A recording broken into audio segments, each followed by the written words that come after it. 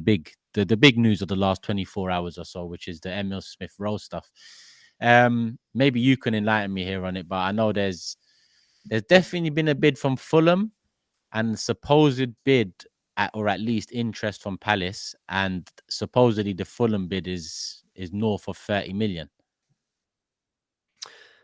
Yeah, so some reports are saying that they don't know the fee. Some are saying that it's 30 million that they bid, and that Arsenal rejected it, holding out for a bit more. Some reports saying Fulham would be willing to go up to 40.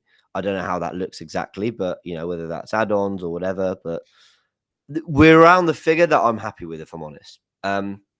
Fulham and Palace, I think both would be good moves for Smith Rowe. I can see him doing well under both Marco Silva or Oliver Glasner. I think it's a good level for him because I think both have really established themselves as Premier League clubs. Palace for a good 10 years now, I think. Fulham certainly for the last 2-3 years have been very comfortably in the Premier League. And they're saying around 30 million worthy was kind of the original offer. But yeah, I mean,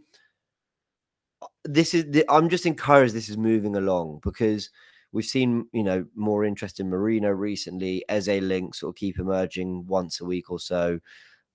And I think Smith Rowe needs this move. And I think Arsenal actually need this move, to be honest. And we keep saying that we need to get value for these players these young players that we believe are very good, but aren't just quite good enough for what we want or don't quite fit with what we're trying to do. And Smith Rowe's like the prime example of that. I think he's the player that of everyone that's called them sellable for Arsenal. I think he's the one that brings in the most money this summer. So if they're willing to go around 40 million, 35, personally, I'm quite happy with that. Yeah. What about you? Yeah, 100%. I'm surprised it started at that price. I thought they would probably, if anyone's going to come in and try for, they probably will go with 25 first to test the waters. Well, it's a good start. That's for sure. I mean, when you look at our assets, I mean, there's some there that there's no market for, like Ramsdale. Some we're going to struggle to get rid of, or supposed interest, but never no bids. But I feel like Emile Smith Rowe is one of the ones we can get good value from, whether it's strictly the upfront payment or the add-ons that are included, and maybe a sell-on clause as well, just to protect, the potential that he fulfills his potential, because he has a hell of a lot of potential. It's just that it's been too many years now, and I feel like often as Arsenal fans, I think we're probably the worst at it. We get emotionally attached to players a bit too much. Yeah.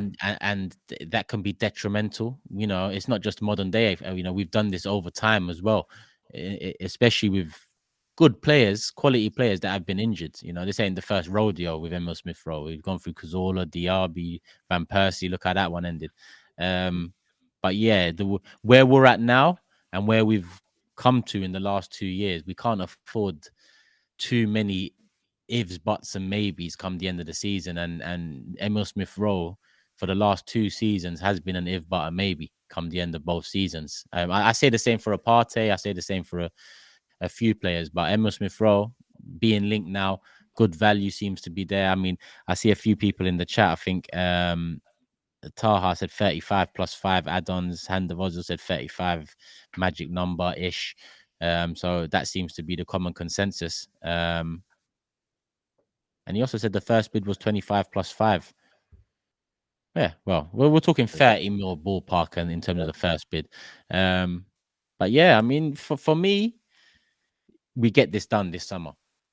Too many summers in history where, I'm not putting Smith Rowe at the level of these players, but an Ainsley Maitland-Niles, it looks like he's linked to a 20 million move to Wolves and it never happens. And then 3 years later, he's off on a free. Or Eddie Nketiah looks like he's linked to a 25 million move to Palace. Doesn't happen. 3 years later, struggling and so on. With Emile Smith Rowe, I think we've given enough time. I also think he's not in Arteta's plans. We often look back at last season and just blame injuries, but you highlighted it to me originally that he wasn't as injured as we all think he was last season. It was more that he was just out of favor than anything. 100%, mate. That is something that I think people, certain lines just get fed through every conversation around certain players, and one around Smith Rowe is, well, he was injured a lot of the season again. And that was kind of said about Jesus as well. And it's like, well, they had injuries. No one's denying that, but it didn't keep them away from the team as much as you'd think this last campaign. And with Smith Rowe, I think it's just much more a case of there's no natural fit for him in the 11. There's no natural fit for him in Arteta's system. I think every time he's tried to play with Smith Rowe and Odegaard as 2-8s with a Declan Rice behind them or something, it's just looked a bit disjointed, it's looked a bit clunky. Now, is that because the actual tactic doesn't work, or is that because Smith Rowe can't execute it? Because we've seen teams that have played with 2 10s and 2 creators who have actually had bags of fluidity and controlled midfields well. So what is it? Why is it that we can't ever seem to kind of make that click? I think we've looked a bit better when Vieira's been in that position, if I'm honest.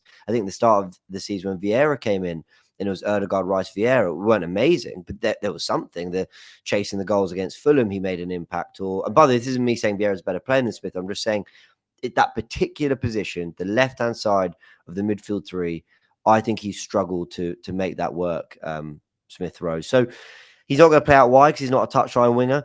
And you know what, Tex? This is one of those very few transfers, right?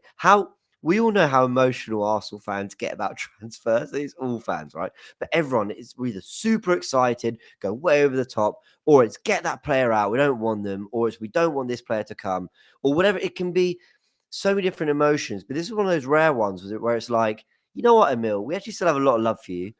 But it's not, this is right for you. It's right for us. The fee sounds good. Great for Fulham. Like, everyone's just happy to kind of get it done. And that's not a very regular occurrence in the transfer window where everyone, I think, is really going to benefit from it. And I think Smith Rowe will really benefit from it. So this is 40 million, if that's what we get, or 35, whatever it is, of pure profit as well. It's, you know, it looks great on the balance sheet. So, like, thumbs up from me. It's sad. I wish he effectively came into the 11 and Arteta kept his job and things, you know, kicked on from there. So I imagine that Arteta probably feels like he really wanted to make this work. He said so last summer, but it hasn't. And it's just time to move on. It's time to look at an Eze. It's time to look at a Marino. It's time that we have to address that third midfielder now. We have to. And dare I say, we need to address it even when we had Xhaka, despite how much better Xhaka got.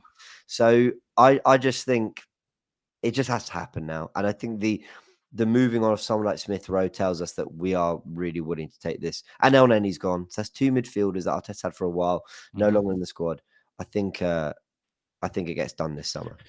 That's what I was going to ask you, actually, the knock-on effect of it. And you've already moved on to that, which, listen, you're right. Even when we had Xhaka, we know, you know, the common consensus was we need 2 more midfielders. Then we lose Xhaka, we bring in Havertz, where Arteta's first few sentences were he's a midfielder. Havertz doesn't work in midfield. He becomes an attacker. Now we're also losing Emile Smith Rowe. So that's essentially 2